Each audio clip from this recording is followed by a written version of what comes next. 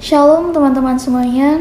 Seperti biasa pada pagi hari ini kita akan mendengarkan renungan pagi yang akan saya sampaikan.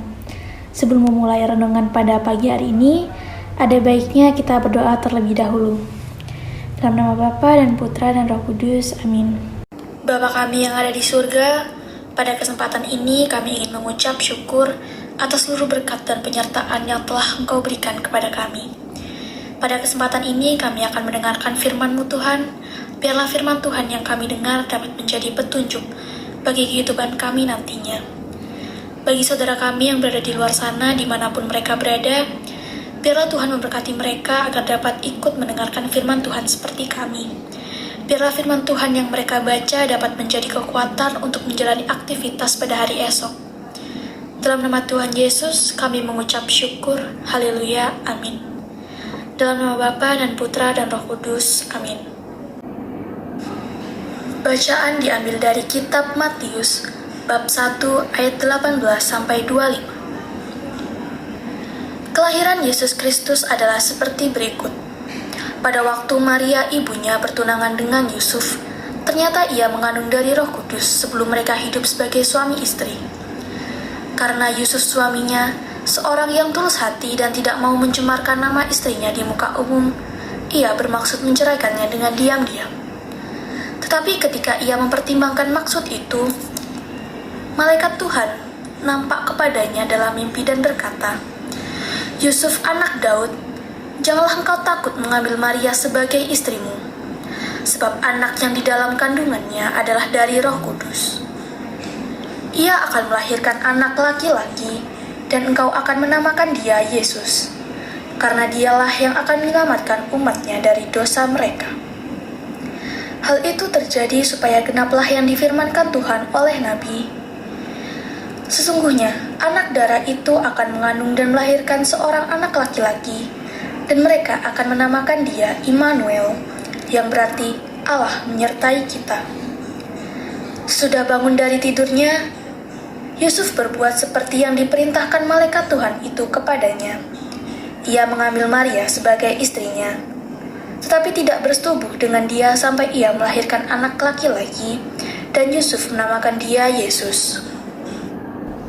Judul pada renungan pagi hari ini adalah "Janganlah engkau takut". Untuk suatu peristiwa penting, perkataan pertama yang terucap dari si pemberi pesan terkadang menjadi kunci dari keseluruhan pesan yang hendak disampaikan. Mengabaikan akan hal ini dapat membuat si penerima pesan melewatkan hal yang penting tersebut. Inilah yang terjadi ketika malaikat Tuhan menampakkan diri melalui mimpi, lalu mengawali pesannya kepada Yusuf dengan berkata, "Yusuf anak Daud, janganlah engkau takut mengambil Maria sebagai istrimu." Pesan agar Yusuf jangan takut dalam menerima berita sukacita Natal pertama juga disampaikan oleh malaikat seusai memberi salam kepada Maria. "Jangan takut, hai Maria, sebab engkau beroleh anugerah di hadapan Allah," sesuai Lukas bab 1 ayat 30. Yusuf dan Maria perlu mendengar pesan yang menenteramkan itu, karena berita bahwa mereka akan menjadi orang tua jasmani dari bayi Yesus tidak hanya mendatangkan sukacita, tetapi dapat menimbulkan ketakutan karena apa yang kelak akan terjadi.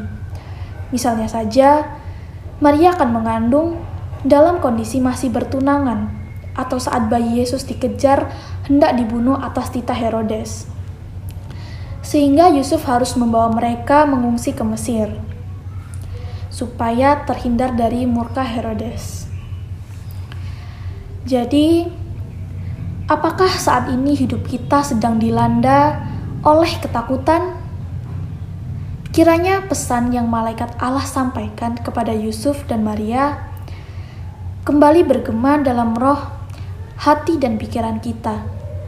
Ya, jangan takut menghadapi tantangan dan pergumulan hidup, karena sesungguhnya Tuhan Allah selalu menyertai kita senantiasa, seperti namanya disebut, Immanuel.